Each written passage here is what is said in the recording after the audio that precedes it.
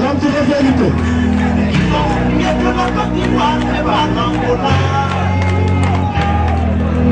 Ils ont chassé, partagé, ils ont crié victoire à Nyon. Mais ils ont oublié que le Rwanda n'est pas partagé. Merci Didier. Merci pour les animateurs. Merci les organisateurs de cette convention. Voyez-vous, c'est comme ça la Côte d'Ivoire a pu naître un être exceptionnel. Félix Houphouët-Boigny dans un petit village. Aujourd'hui, nous sommes dans un petit village avec un fils qui a su respecter ses alliances avec un homme exceptionnel, Laurent Gbagbo.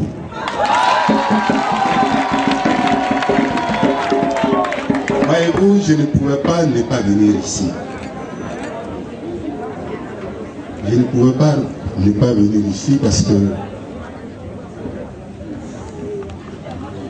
l'homme qu'on vient pour vénérer, pratiquement, l'homme pour qui celui-là a créé un parti aussi exceptionnel et qui défend non pas l'ethnicité ni le tribalisme, qui défend la nation ivoirienne,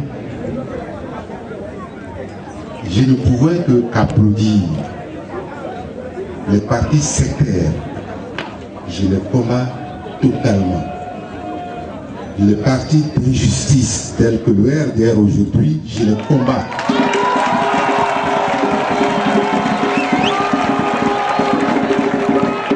Des hommes pleins de haine pour les autres. Des hommes qui pensent que leur religion est la religion totale pour eux-mêmes et pour tout le monde, je les combattrai jusqu'au bout, jusqu'à ma mort.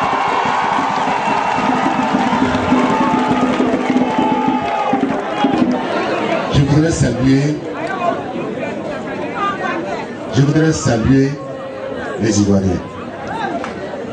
L'imposture a failli tuer même l'homme ivoirien. On nous a imposé un homme qui s'est fait adopter d'une manière anarchique.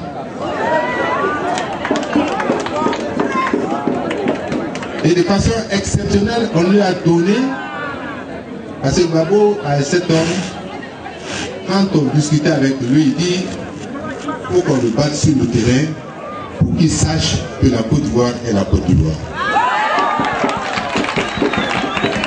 Mais il avait oublié que derrière ce monsieur, il y avait d'autres, comme Sarkozy. Ce sont eux qui ont tué la Côte d'Ivoire à travers la bonne idée qu'avait Gbagbo pour battre cet homme-là sur le terrain. C'est ainsi qu'on l'a mis en prison. Il n'est même pas en prison. Parce que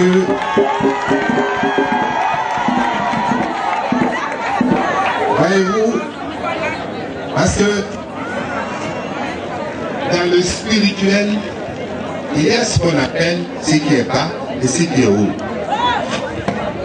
Et nous voyons aujourd'hui que ce qui est bas là n'existe plus. C'est le pouvoir actuel.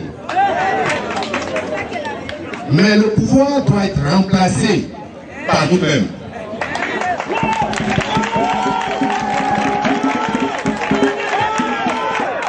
Et c'est pourquoi des jeunes, des valeurs se sont montrés. Ils ont créé ce qu'on appelle CNC. Je n'étais pas partisan. Ils ont créé le CNC.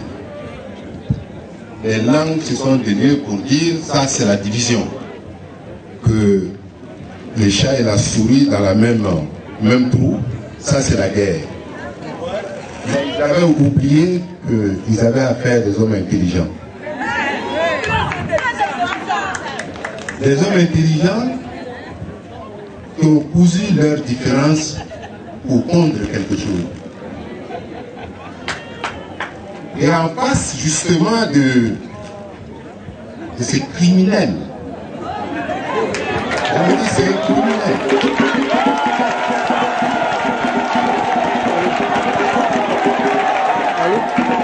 Parce que les jeunes ont manifesté bien, il y a eu 20 morts. Alors que si à manifestation, normalement, on n'utilise pas les pistolets, il a utilisé, ce qui est grave.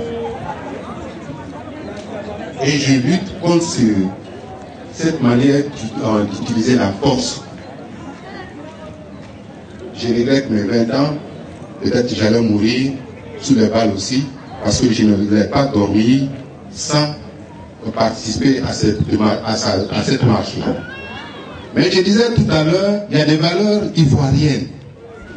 Malgré la situation difficile, je les ai insultés, les Ivoiriens. J'ai dit ce que je pensais. Jusqu'à, il y a des valeurs qui se sont dégagées. Je vais affronter ce monsieur-là. Nous allons affronter ce monsieur-là. Nous allons l'abattre.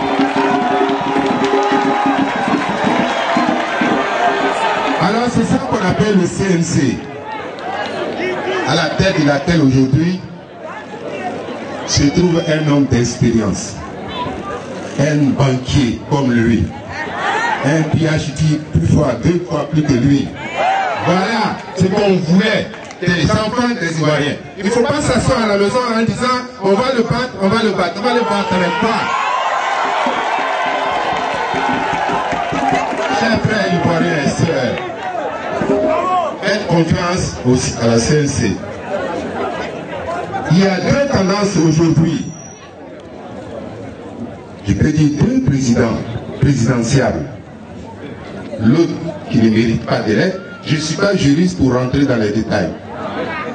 Je vais aller à l'essentiel pour que vous puissiez entendre un peu quelque chose.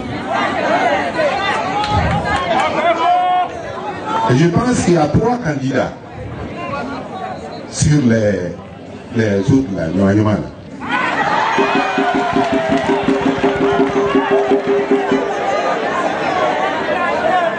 Il y a le président du CNC actuel. Il y a Essi Amara. Il y a Kakabe Bertin. Il y a des cafards. Mais ça ne nous occupe pas. À ces 3 candidats, d'une valeur exceptionnelle, le type de gauche à droite, sur le plan international, il a dit qu'un candidat n'avait plus d'adresse.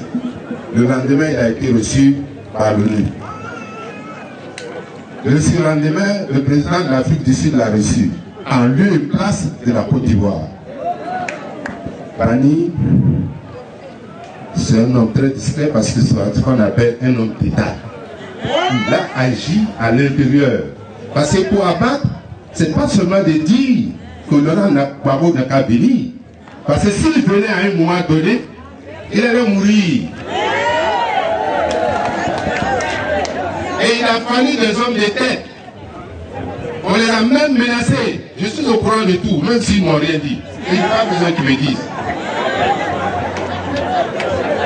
On les a menacés. On les a menacés. Il dit qu'il connaît l'argent. Lui, il connaît l'argent puisque lui, il est né dans l'argent. Il est au feu poignet. Lui, il dit qu'il connaît la diplomatie. Il y a quelqu'un qui lui a dit, je connais la diplomatie que toi. Mais s'il connaissait la diplomatie, ces représentants à l'ONU qui sont accusés de vol, de tripatouillage, c'est connaître la diplomatie? Non. Ce sont ces 2 enfants et un jeune turbulent, attardé. Avec ce langage franc, il a montré que la jeunesse est capable de relever si ceux-là ne pouvaient pas se présenter. Il allait avoir l'option, mais dans toute chose, il faut faire un passage. Si Bani n'était pas candidat, peut-être j'allais mourir. Non pas mourir parce qu'il faut, face à ce monsieur, face à un lion, il faut un lion.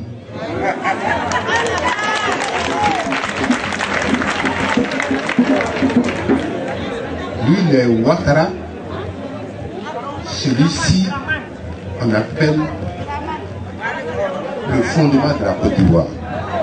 Les lions de l'extérieur, là, du Sahara, là, ne peuvent pas battre les lions de la forêt.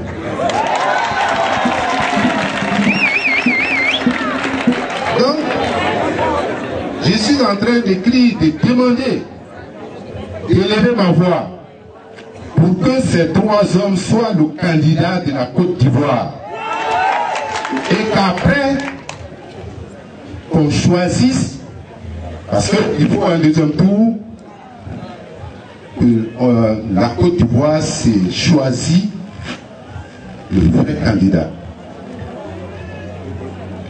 le vrai président. L'homme a rendu la Côte d'Ivoire et les Ivoiriens pauvres. Ouais, vous le savez, même quand vous allez vous approcher des Bani tout de suite, en partant, tout le monde va courir pour qu'il vous lance des 2000, 5000. Mais ce n'est pas votre faute. L'homme a rendu pauvres les Ivoiriens. Il vous a rendu pauvres. Vous êtes des malades là. Vous allez partir dans tous les quartiers. On demande seulement, si on voit quelqu'un qui vend un médicament à côté là, même si c'est du faux, on dit seulement que ça peut guérir ça, tout le monde court. Vous allez entourer là-bas. J'étais au marché avant de venir ici. Il y a des médicaments indigènes qui sont devenus plus attrayants que les pharmacies qui sont remplies, on n'arrive pas à les acheter. Donc, ayant rendu pauvres les Ivoiriens, que voulez-vous qu'on puisse faire quelque chose si le jeune homme qui vient vous voir ne vous demande pas 5 000 francs, même si vous demandez ça, c'est pour parer à son manger du jour ou d'une semaine. De sorte qu'il y a tellement de faux qu'on a des inquiétudes. Parce qu'on se demande comment peut-on gagner une élection alors que cet homme qui est au pouvoir a pris près de 175 000 milliards.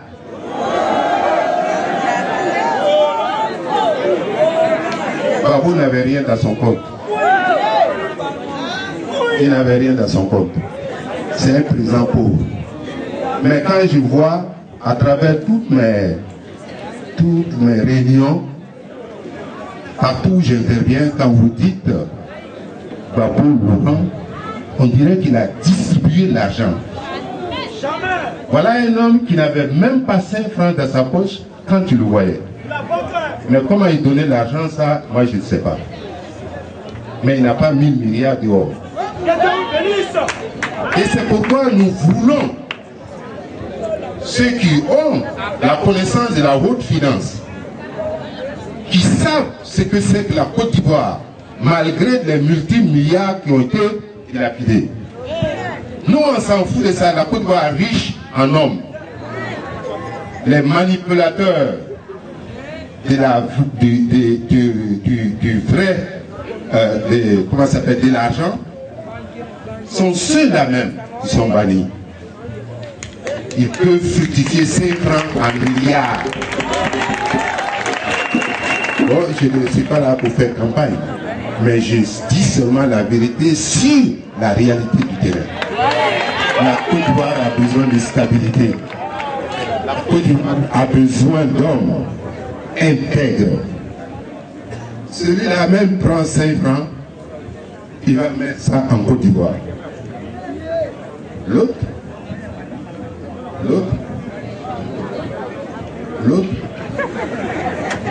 a construit chez lui avec l'autoroute qui part des Bonfora dans son village. Alors, je ne sais pas. Vous savez, un homme de la société civile n'a pas besoin de dire ça c'est diplomatique ou c'est pas diplomatique. J'ai horreur de la diplomatie quand il s'agit de dire la vérité. Et c'est pourquoi je vais encourager Bani. Je vais encourager les autres. Même s'il y avait 100 candidats, on allait faire le choix. Il a cru qu'il pouvait faire des candidats à sa mesure. Afin Guessan, Mamadou Koulibaly, et j'en passe. Il a divisé les partis, le FPI, le PDCI, ainsi de suite. Mais il n'a pas pu diviser votre parti.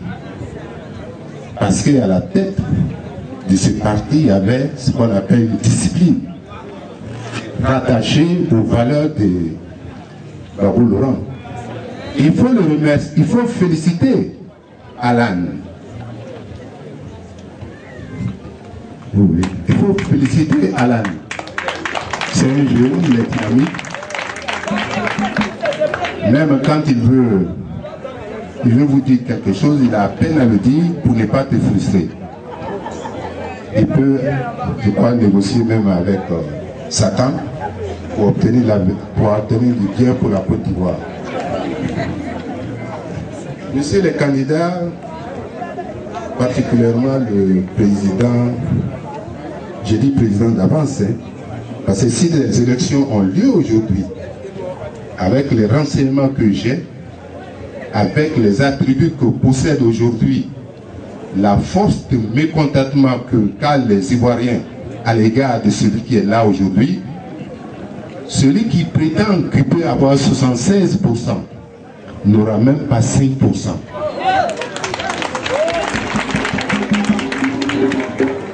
Et je me mets à leur disposition.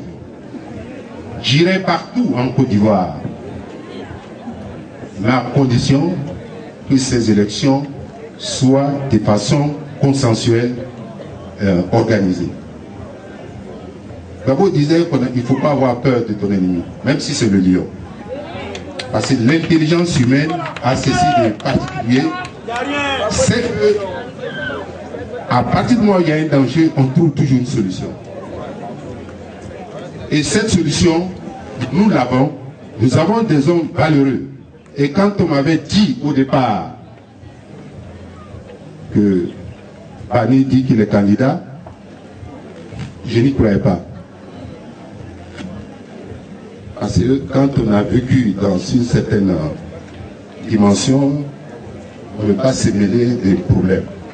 Mais le problème qu'il a posé, c'est un problème de conscience de la Côte d'Ivoire. Le problème qu'il a posé, c'est un problème de stabilisation d'une nation qui a fait de lui ce qu'il est, l'interlocuteur des finances internationales. Ne nous leurrons pas, il ne faut pas se dire que je suis candidat. Si tu n'as pas de relations dehors, or le retour de Gbagbo là, il faut des hommes qui puissent dire en face de celui qui est là, qui nous a fatigués et qui nous fatigue. Il faut quitter. Il faut le faire partir.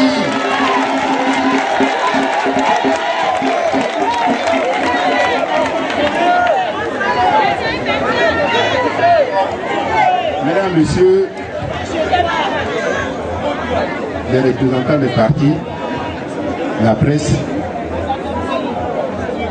je voudrais vous dire que j'aurais voulu passer toute la nuit, toute la journée de demain à vous dire pourquoi il faut s'unir pour faire partie à Alassane Dramane Ouattara.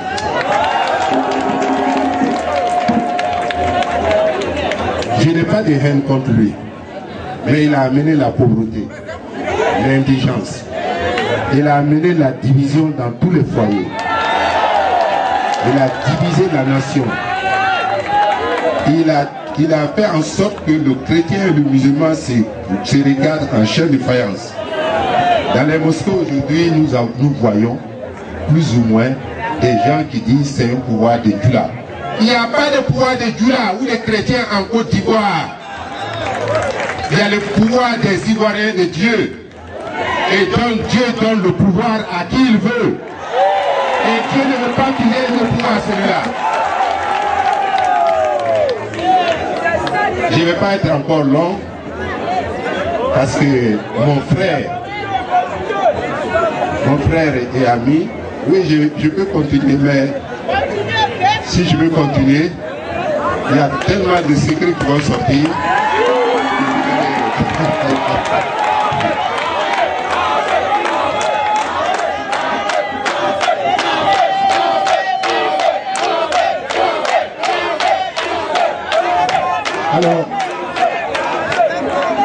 Alors, mes chers amis, femmes, garçons, honorables autorités, je voulais saluer par hasard, en passant, les forces de l'ordre. Ils ont la tâche très difficile. Mais il faut qu'ils résistent à des instructions qu'ils ne veulent pas faire. Mais ils sont là quand même. Je leur demande et je les félicite encore. Je les félicite. Parce que avec ce que nous voyons, les morts rituels, cachez vos enfants maintenant. Hein. Cachez vos enfants. À moins que vous n'avez pas d'argent. Mais je sais que le prochain président, il y a des liaisons entre le futur, entre le présent et le futur, ce sont eux qui vont le décider.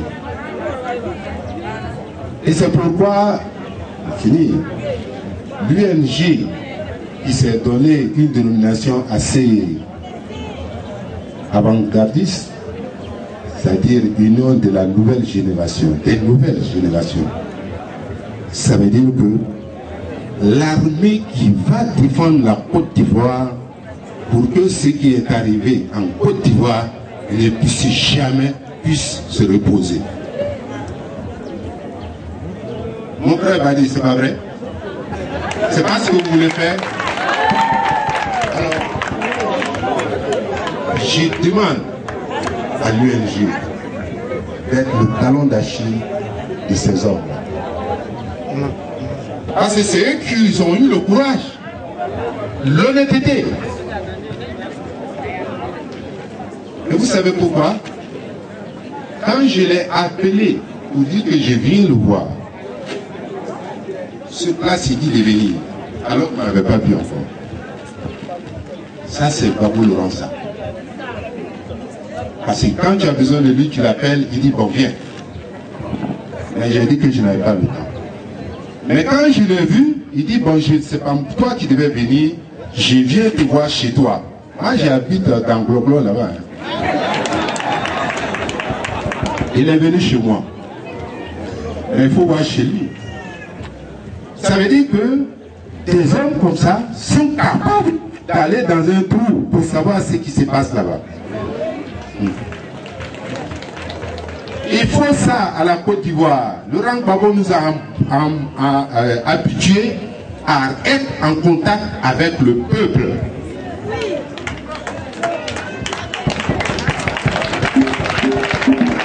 Tout président de Fobani, je ne dis pas de à celui qui va venir, je ne dis pas à dos, parce que lui il a peur. Aussitôt qu'on a fait les choses, il a Paris.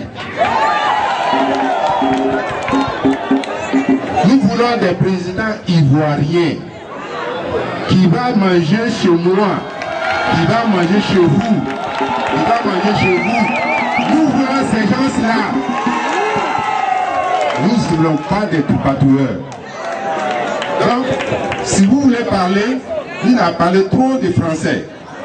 Parlons de terre à terre. Dire que j'ai faim, ça veut dire qu'il faut donner à manger. Qu'est-ce que tu vas nous proposer? Les transporteurs souffrent aujourd'hui. Regardez la route, comment c'est. Alors qu'on dit qu'on va construire le métro. Mais on n'a même pas fini de construire les routes. Alors, c'est pour vous dire, en fait, pour la Côte d'Ivoire, et si les Blancs nous écoutent, à travers les lettres qu'on leur a adressées, il va y avoir 3 candidats pour les élections présidentielles, parce que les affaires et se sont mis hors course. Il ne faut même pas les écouter. J'ai parlé de son nom par accident. C'est pourquoi je vais arrêter de parler là. Parce que pas plus tard qu'il y a 3 jours, le pouvoir a donné des véhicules à ces 2 candidats. Vous savez, même si là-bas, là, je suis au courant. Et celui qui a donné, je suis au courant. Là, on a pris les voitures pour donner, ça vient directement de la France. Et je suis au courant le jour où c'est rentré ici. Mais comme Dieu ne fait rien pour rien, Bani n'a pas besoin d'une voiture. Et qui a besoin d'une voiture?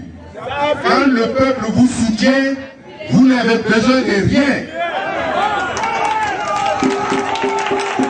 Quand Dieu te soutient, vous n'avez besoin de rien. Ce qu'on donne comme valeur satanique est un crime contre l'humanité. Et nous vivons actuellement une situation pareille. Et vous les femmes, vous m'avez accueilli tout à l'heure avec toutes les joies possibles. Mais je n'ai dit qu'un petit mot de ce que je devais dire. Mais je souhaite à cette convention et surtout à son président un retour victorieux.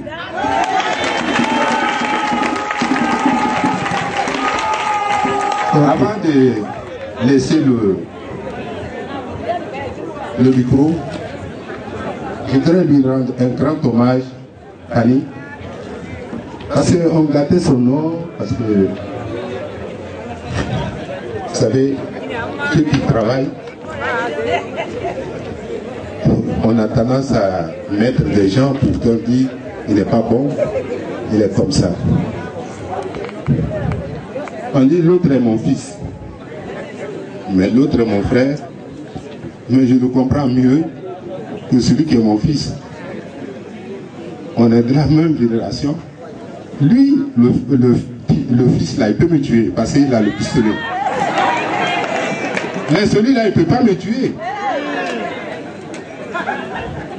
Il ne peut pas tuer quelqu'un. Parce que nous avons vécu ensemble. Lui, si je lui demande d'où tu viens, il n'y a pas de problème. Mais qui pouvait... Moi, je ne connaissais pas ici, je passais. Mais aujourd'hui, ça c'est un centre d'attraction. Pourquoi ne pas être content? Il est venu, il a construit, aussitôt qu'il a un peu d'argent, il a construit ça. L'autre, où il va le construire?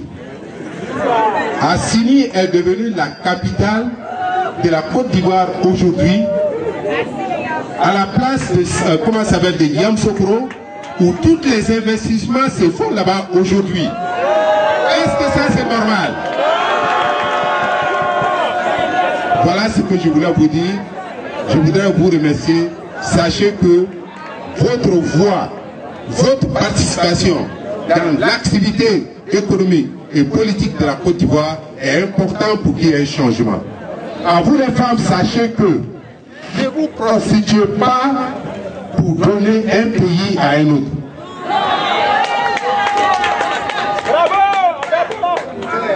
C'est ce que je veux vous dire. Merci. Ok. Merci à M. Franck. Merci pour cette longue intervention. Merci à M. Sissabé. Merci beaucoup. Merci. Merci pour ce brillant discours.